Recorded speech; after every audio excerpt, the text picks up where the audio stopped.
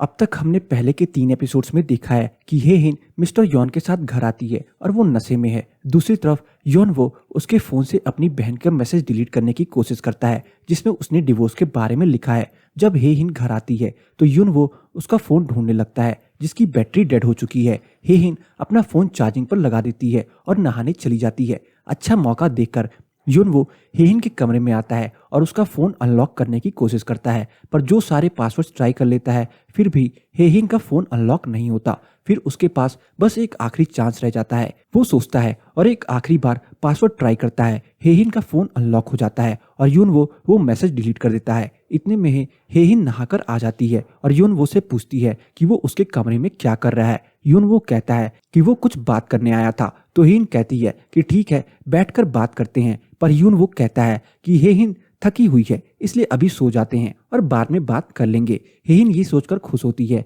कि उसका पति उससे कितना प्यार करता है और उसकी कितनी परवाह करता है। वहीं यून वो अपने कमरे में आता है और हेहिन के फोन का पासवर्ड के बारे में सोचने लगता है। पासवर्ड उनके पहले बच्चे की डिलीवरी डेट का होता है, पर यह साफ है कि कुछ ना कुछ तो हुआ था और हेहिन का मिसकैरेज हो गया।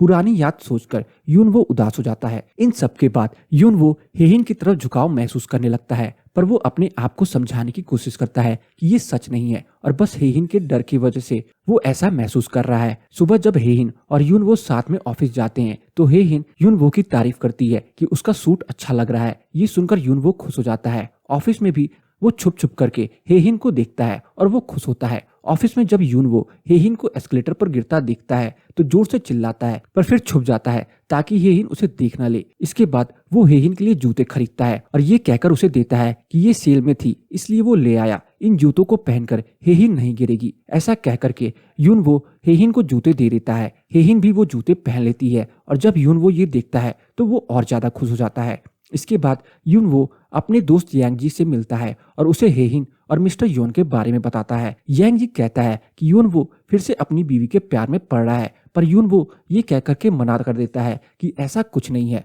और ये सब इसलिए कर रहा है ताकि हेहिन अपनी प्रॉपर्टी उसके नाम कर दे। यांग जी उससे बोलता है कि वो जेलस हो रहा है मिस्टर योन और हेहिन को लेकर के, इसका मतलब वो अभी भी अपनी बीवी से प्यार करता है, पर योन वो मना कर देता है और ऐसा कुछ नहीं है ये कहता है। घर पर हेहिन उसे एक गुड न्यूज देती है कि उसके बचने के चांसेस करीब 51% हैं, जो कि बहुत है उम्मीद के लिए। ये सुनकर यून वो खुश होने की जगह उदास हो जाता है, क्योंकि अगर ऐसा हुआ तो हेहिन से उसे डिवोर्स लेना पड़ेगा। जब यून वो इस बारे में यांग जी को बताता है तो वो कहता है कि अच्छा ही है अगर हेहिन मिस्टर योन से प्यार करने लग जाए, क्योंकि ऐसे में यून वो हेहिन से आराम से डिवोर्स ले सकता है और हेहिन को उसे एलुमनी भी देनी पड़ेगी। पर यून वो मना कर देता है कि हेहिन बस मिस्टर योन के साथ ना जाए क्योंकि वो सही आदमी नहीं है। और ये सच भी है, क्योंकि शुरू से ही मिस्टर योन के बिहेवियर ठीक नहीं लगता है। वो एक अनाथ लड़का था जिसके बाद में अमेरिका में अडॉप्ट किया गया और वो तब से वहीं रह रहा है, फिर भी अच्छी कोरियन बोलता है और उसका बिहेवियर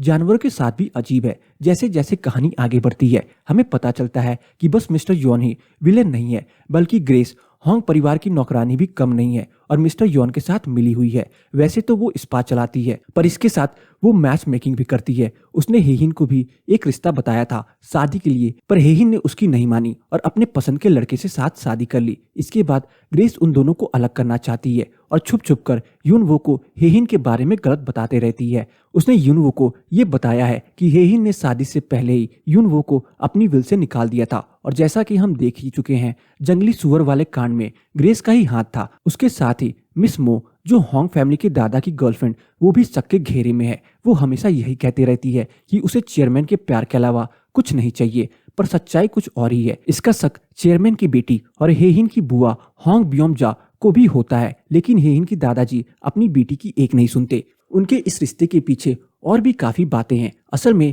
हेहिन के दादाजी के 3 बच्चे हैं। हेहिन के पापा होंग ब्योम जोन, उसकी बुआ और उसके दादाजी का बड़ा बेटा ब्योम सुक, जो अब उनके साथ नहीं रहता क्योंकि हेहिन के दादाजी ने अपने बड़े बेटे को घर से और अपनी जायदाद से निकाल दिया है। इसके पीछे का कारण है कि उसके बड़े बेटे ने उन्हें फंसाने की कोशिश की और ब्योम सुक को लगता है कि उसके पापा ने अपना इल्जाम उस पर लगाने की कोशिश। दोनों के बीच में ये गलतफहमी 20 साल से है और ये वही समय है जब चेयरमैन की गर्लफ्रेंड पहली बार होंग परिवार की जिंदगी में आई थी, इसलिए उस पर शक होना लाजमी है।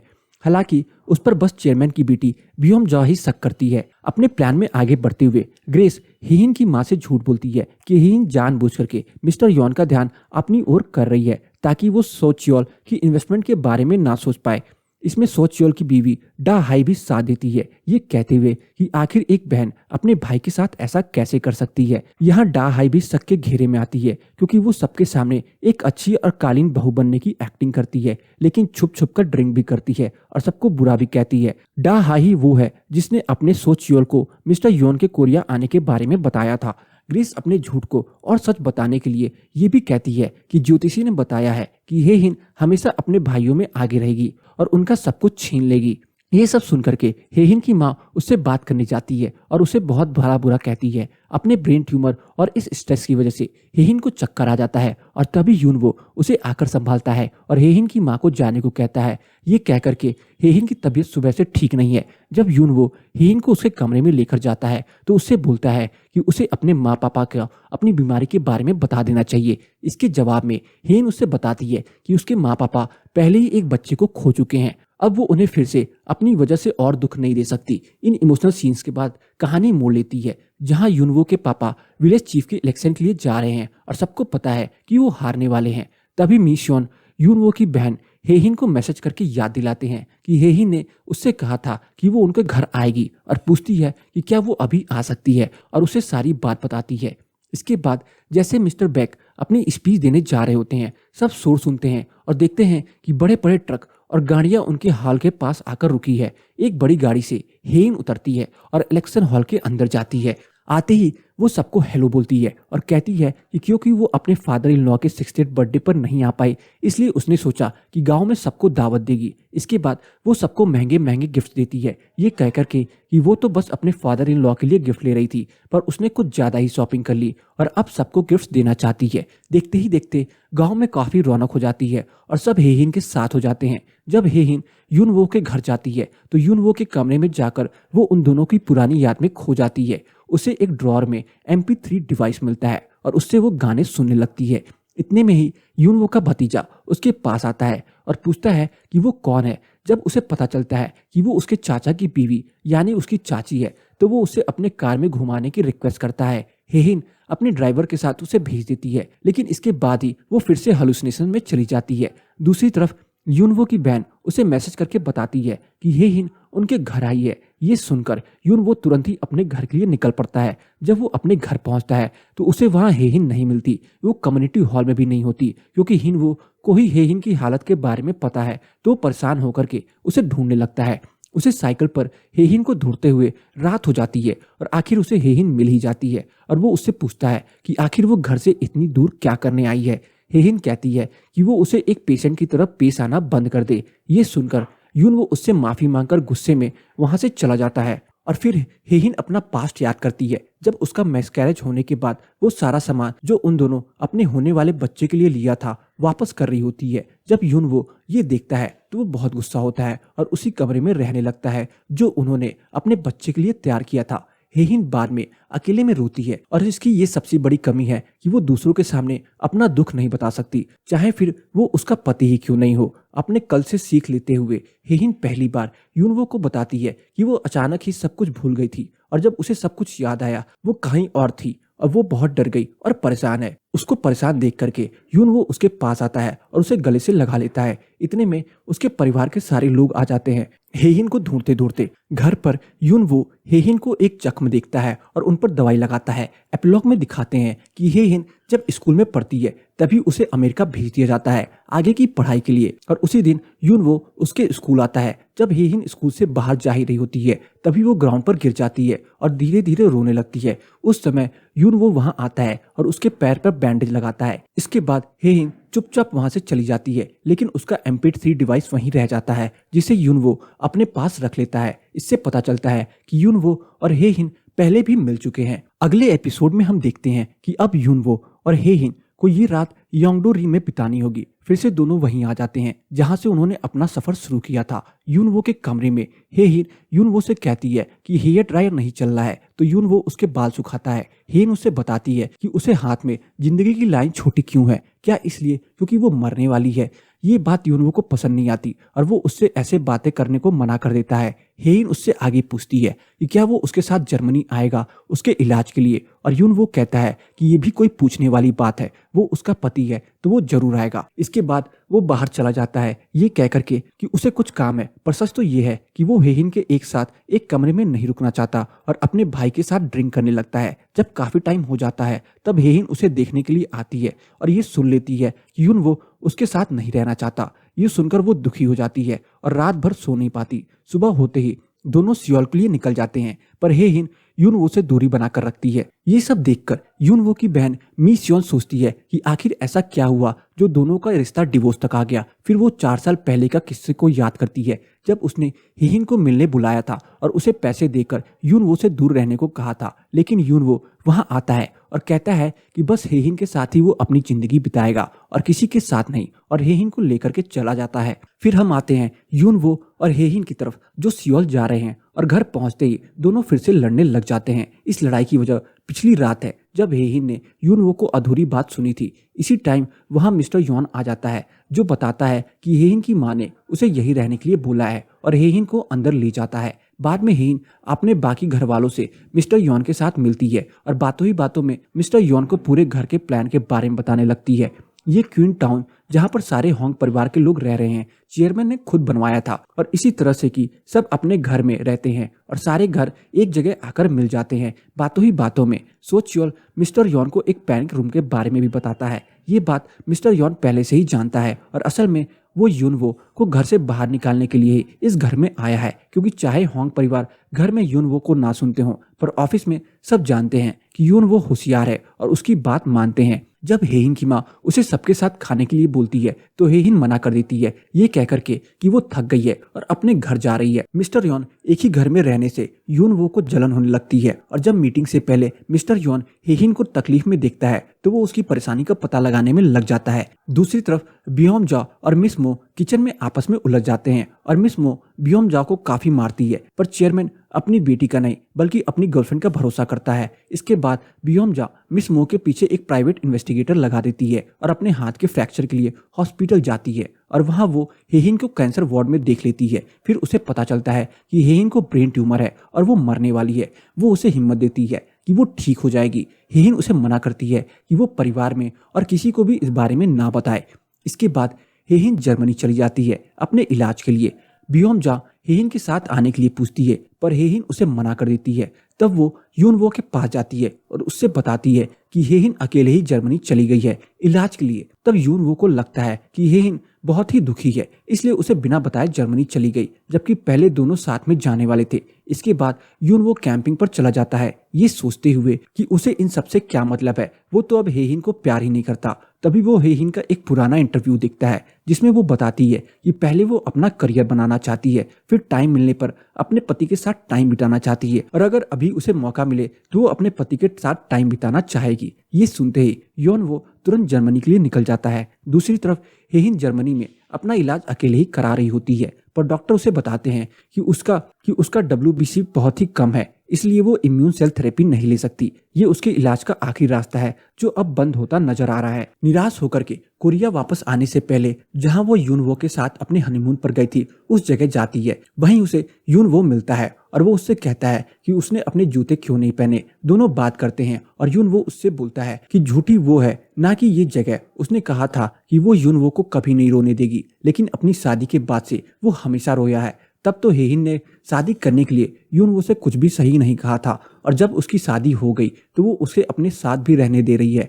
तब हेइन कहती है कि उसने कब उसे दूर रहने के लिए बोला है, और दोनों एक दूसरे को गले लग जाते हैं जैसे कि हर बार होता आया है। हमेशा अपनी दिल की बात ना बता पाने के कारण लोग एक दूसरे से दूर होने लग जाते हैं, और ऐसा यूनवो और हेइन के साथ भी हुआ। अब जब दोनों ने अपने मन की बात कह ली तो दोनों फिर से साथ आ गए। इसके बाद दोनों एक जगह खाने के लिए जाते हैं और हेइन उससे बताती है कि उसकी माँ की वजह से उसने यूनवो के नाम अपनी प्रॉपर्टी नहीं करी, लेकिन अब वो अपनी विल को बदल देगी और अपनी विल में यूनवो को भी शामिल करेगी। हालांकि यूनवो का हेइन के साथ रहने का कारण यही होता है, फिर भी यूनवो हेइन को ऐसा करने से रोकता है और कहता है कि अभी वो ऐसा ना करे, जब ठीक हो जाए तब करे, और हेइन को हिम्मत देता है कि वो ठीक हो जाएगी। यहाँ यूनवो के बिहेवियर में हमें बदलाव देखने को मिलता है। जहाँ पहले वो हेहिन को डिवोर्स देने वाला था और उसकी प्रॉपर्टी के लिए उसके साथ अच्छा पति बनकर रह रहा था, वही वो अब बस उसके साथ रहना चाहता है और उसका ध्यान रखना चाहता है। रात में हॉस्टल में हेहिन उससे कहती है कि वो जहाँ चाहे वहाँ सो सकता है। यूनवो उससे कहता है कि वो दूसरे में सो जाएगा। हेहिन फिर उससे कहती है कि उसका जहाँ मन करे वो वहाँ सो सकता है और मन ही मन चाह रही होती है कि यूनवो उसके साथ सो जाए। यूनवो जैसे ही ये समझता है वो उसके कमरे की तरफ जाता है और उससे पूछता है कि क्या वो उसके साथ सो जाए। जब 1 सेकंड में उसे कोई जवाब नहीं मिलता तो वो कहता है कि वो दूसरे में चला जाएगा, पर हेहिन उसे रोकती है और कहती है कि वो अभी सोच रही है और उससे पूछती है कि साथ में सोने का मतलब बस एक रात के लिए या हमेशा के लिए। यूनवो कहता है हमेशा के लिए और हेहिन हाँ कर देती है। इस तरह से दोनों का रिश्ता सुधरने लगता है और जो लोग एक घर में रहते हुए पति पत्नी होते हुए अलग अलग सो रहे होते हैं वो 2 साल बाद एक ही कमरे में सोते हैं। अगले दिन सुबह ही यूनवो हेहिन के डॉक्टर के पास जाता है और उन्हें लॉ सूट की धमकी देता है। वो उन्हें कहता है कि वो हेहिन का इलाज करे, नहीं तो वो उसके खिलाफ केस कर देगा। उनके बातों से पता चलता है कि उसके पास हेहिन के इलाज का एक और तरीका है, पर वो उसे ट्राई नहीं कर रहा है। हेहिन जब उठती है तो यूनवो होटल पहुंच जाता है और उससे बताता है कि हॉस्पिटल से फोन आया है और उसके इलाज का एक और तरीका उन्हें मिल गया है। इस बार हेहिन हॉस्पिटल में यूनवो के साथ होती है और पहले से बेहतर होती है, लेकिन अपने रूम से बाहर निकलते ही हेहिन फिर मेमोरी लैब्स में चली जाती है और इस बार उसे अपना मरा हुआ बड़ा भाई दिखाई देता है और वो उसके पीछे पीछे चली जाती है। जब यूनवो को पता चलता है कि हेहिन का सेशन काफी देर पहले ही खत्म हो गया है लेकिन वो उसके पास अब तक नहीं आई, तो वो समझ जाता है कि जरूर ही हेहिन कहीं चली गई है। बहुत देर ढूंढने के बाद उसे हेहिन मिलती है और वो उसे फिर कुछ खिलाने के लिए ले जाता है। हेहिन उसे बताती है कि इस बार उसने अपने भाई को देखा और शायद वो उससे बुलाने आया था और उससे बताती है कि उसका भाई उसे बचाते हुए मरा था। यूनवो उससे कहता है कि उसे यह सब सोचने की जरूरत बिल्कुल नहीं है और इसमें उसकी गलती नहीं है। दूसरी तरफ कोरिया में बियोमजो का अपनी इन्वेस्टिगेशन से पता चलता है कि मिस मो एक झूठे नाम से उनके घर में रह रही है